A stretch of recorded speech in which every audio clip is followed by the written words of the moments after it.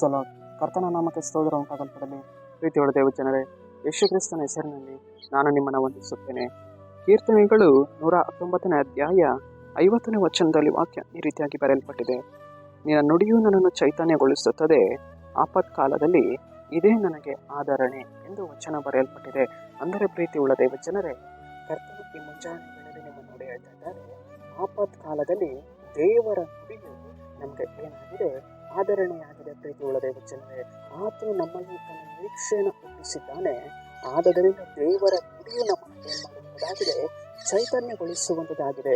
ದೇವರ ನುಡಿಗಾಗಿ ನಾವು ಕಾಯ್ದುಕೊಳ್ಳಬೇಕು. ಆಪತ್ಕಾಲ ಸಮಯದಲ್ಲಿ ದೇವರ ನುಡಿಯನ್ನು ನಾವು ಏನು ಮಾಡಬೇಕು, ಆತುಕೊಳ್ಳಬೇಕು. ಕರ್ತನೇ, ನನ್ನ ನುಡಿಯನ್ನು ಕಳುಹಿಸಿಕೊಡು ಸ್ವಾಮಿ. ಅಂದರೆ ನಿನ್ನ ವಾಕ್ಯವನ್ನು ನನಗೆ ಕಳುಹಿಸಿಕೊಡು ದೇವರೇ, ನಿನ್ನ ವಾಗ್ದಾನವನ್ನು ನನಗೆ ಕಳುಹಿಸಿಕೊಡು ದೇವರೇ.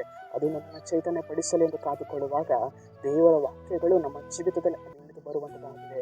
ಆತನು ತನ್ನ ವಾಕ್ಯದಿಂದ ನಮ್ಮನ್ನು ಬಲಪಡಿಸುವವರಾಗಿದ್ದಾರೆ. ಆತನು ತನ್ನ ವಾಗ್ದಾನಗಳ ಮೂಲಕ ನಮ್ಮನ್ನು ಬಲಪಡಿಸುವವರಾಗಿದ್ದಾರೆ. ಪ್ರೀತಿಯುಳ್ಳ ದೇವ ಜನರೇ, ಆದ್ದರಿಂದ ನಾವು ಕರ್ತನ ಸಮ್ಮುಖಕ್ಕೆ ಹೋಗಿ ಪ್ರಾರ್ಥಿಸಬೇಕು.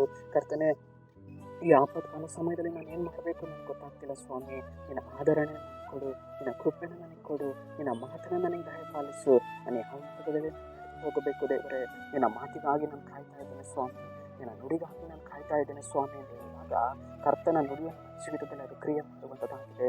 ದೇವರು ತನ್ನ ವಾಕ್ಯವನ್ನು ನಮ್ಮ ಜೀವಿತದಲ್ಲಿ ಕ್ರಿಯೆ ಮಾಡ್ತಾರೆ. ಪ್ರೀತಿಯುಳ್ಳ ದೇವ ಜನರೇ, ಸರಿ, ನಾವು ಪ್ರಾರ್ಥಿಸೋಣ. ಅಪ್ಪ ಕರ್ತನ ನಿಮಗೆ ಸ್ತೋತ್ರ. ಈ ಮುಂಜಾನೆ ವೇಳೆಯಲ್ಲಿ ಅಪ್ಪ ಈ ವಾಕ್ಯ ಭಾಗ ಸಂದೇಶವನ್ನು ನೋಡ್ತಾ ಇರುವಂತಹ ಜನಗಳನ್ನ ಸಂಧಿಸು. ನಿನ್ನ ಜನರ ಜೀವಿತದಲ್ಲಿ ಕರ್ತನೆ, ನಿನ್ನ ನುಡಿಯನ್ನು ಚೈತನ್ಯಗೊಳಿಸು. ಆಪತ್ಕಾಲದಲ್ಲಿ ಅದೇ ಅವರಿಗೆ ಆಧರಣೆ ಆಗಿರಲಿ ಸ್ವಾಮಿ. ಅದಕ್ಕಾಗಿ ಸ್ತೋತ್ರ ಕರ್ತನೆ. ನಜರೇತಿನ ಯೇಸುವಿನ ನಾಮದಲ್ಲಿ ತಂದೆಯೇ, ಆಮೆನ್.